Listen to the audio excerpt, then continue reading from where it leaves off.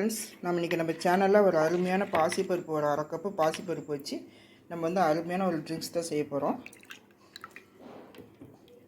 ரொம்ப சூப்பரான ட்ரிங்க்ஸு. பாசிப்பருப்பு, தேங்காய் பால் இது மட்டும்தான் நம்ம போட்டிருக்கிறோம்.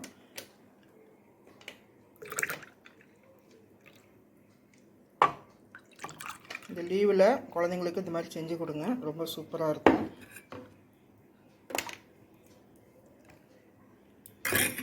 இது ஃப்ரிட்ஜில் வச்சு நம்மளை வந்து நல்லா ஜில்லுன்னு நம்ம சாப்பிட்லாம். போதாடி இன்னும் ஒன்றே ஒன்று போடும்.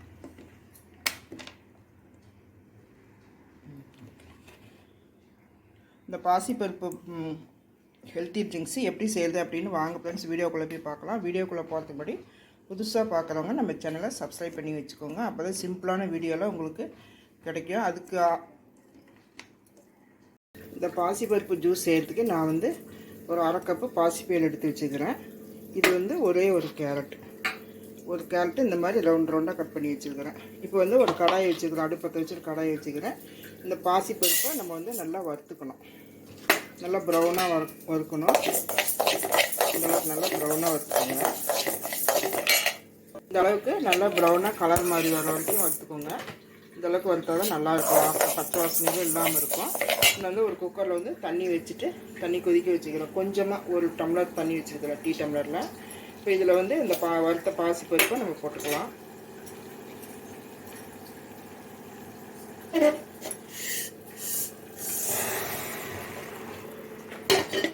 இது கூட நம்ம கட் பண்ணி வச்சுக்கிற ஒரு கேரட் இதையும் போட்டுக்கலாம்.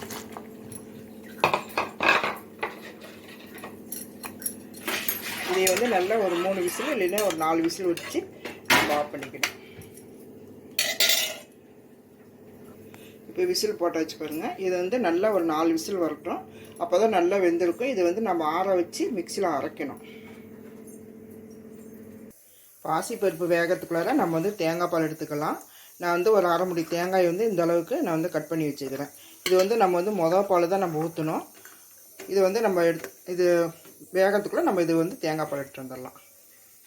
இப்போ நம்ம வந்து தேங்காய் வந்து நான் வந்து அரைச்சிட்டு வந்துட்டேன். இப்போ இது வந்து நம்ம பால் எடுத்துக்கலாம். மொதல் பால் மட்டும்தான் வேணும். இது நல்லா வடிகட்டிக்கலாம்.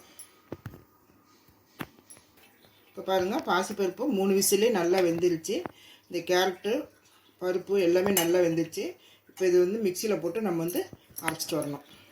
இப்போ பாருங்கள், நல்லா வடித்து விட்ருங்க. இந்த மாதிரி ஒரு கரண்டி வச்சு இப்படி ப்ரெஸ் பண்ணிங்கனாக்கா நல்லா பால் வந்துடும். இப்படி வந்து மொதல் பால் தான் நமக்கு தேவை. இதை வந்து நீங்கள் வேஸ்ட் பண்ணாமல் ஏதாவது செய்யும்போது அதுக்கு நீங்கள் அரைச்சி ஊற்றிக்கலாம். இந்த 2 பால் 3 பால் எடுத்துக்கலாம். இதுலேருந்து இது வேஸ்ட் பண்ண வேண்டாம். நம்ம இதுலேருந்து அடுத்த பாலில் நம்ம எடுத்துக்கலாம். இப்போ நம்ம வந்து அந்த அரைச்ச அந்த பாசிப்பருப்பு அந்த விழுதை போட்டுக்கலாம். அதில் நல்லா வலிச்சு போட்டுருங்க. இதுலேருந்து இது கூட ஏலக்காய் வேணாலும் போட்டுக்கலாம். அப்படி இல்லைனாக்கா நீங்கள் வெண்ணிலா எசன்ஸ் கூட போட்டுக்கலாம். ஒரு 2 ஸ்பூன் போட்டுக்கோங்க. 2 மூடி அந்த மூடியிலேயே. இதுக்கு தேவையான அளவு நாட்டு சர்க்கரை.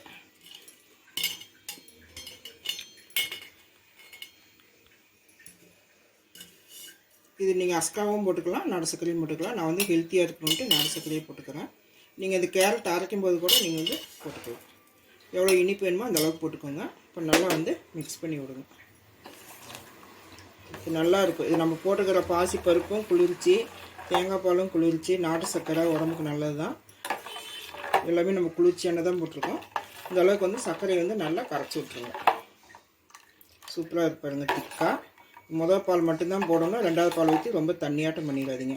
இதில் ஃப்ரிட்ஜில் வச்சு நம்ம ஜில்லுன்னு சாப்பிட்லாம். அப்படி இல்லைனாக்கா இப்படியே வேணாலும் இப்படியே கூட நம்ம சாப்பிட்டுக்கலாம். இந்த வெயிலுக்கு ஃப்ரிட்ஜில் வச்சு சாப்பிட்டா தான் நல்லாயிருக்கும். இது நான் ஃப்ரிட்ஜில் வச்சுட்டு சாப்பிடுவோம். அவ்வளோதான் ஃப்ரெண்ட்ஸ், அருமையான ஒரு பாசிப்பருப்பு வச்சு அருமையான ஒரு ஹெல்த்தி ட்ரிங்க்ஸ் செஞ்சுட்டோம். இதில் நீங்கள் வந்து ஐஸ் க்யூப் கூட போட்டுக்கலாம். அந்த மாதிரி ஐஸ் க்யூபும் போட்டுக்கோங்க. இது வந்து உடம்புக்கு ரொம்ப ஹெல்த்தி. நம்ம குழந்தைங்களுக்கு வெளியில் கண்டதெல்லாம் வாங்கி கொடுக்கறதுக்கு நம்ம வீட்டிலே இந்த மாதிரி ஜில்லுன்னு செஞ்சு கொடுத்தா குழந்தைங்களுக்கு ஈஸியாக சாப்பிட்ருவாங்க. இந்த வெயிலுக்கு இந்த மாதிரி நம்ம செஞ்சு கொடுங்க, ரொம்ப சூப்பராக இருக்கும். இதே மாதிரி நீங்களும் செஞ்சு பாருங்கள் ஃப்ரெண்ட்ஸ். நீங்களே இதே மாதிரி செஞ்சு பாருங்கள். இந்த வீடியோ பிடிச்சிருந்தால் லைக் பண்ணுங்கள், ஷேர் பண்ணுங்கள், கமெண்ட் பண்ணுங்கள். சப்ஸ்கிரைப் பண்ணிவிட்டு அப்படியே பக்கத்தில் இருக்கிற ஆல் ஆப்ஷனை ஆன் பண்ண மறந்துடாதீங்க. அப்போ தான் நான் போடுற சிம்பிளான வீடியோவில் உங்களுக்கு நோட்டிஃபிகேஷனுக்கு வரும். அதுக்கு முன்னாடி நம்ம செய்கிற சமையலை கொஞ்சம் அன்போடு சமைச்சிங்கன்னா நீங்கள் செய்கிற எல்லா சமையலுமே ரொம்பவும் அருமையாக ரொம்பவும் நல்லா வரும்.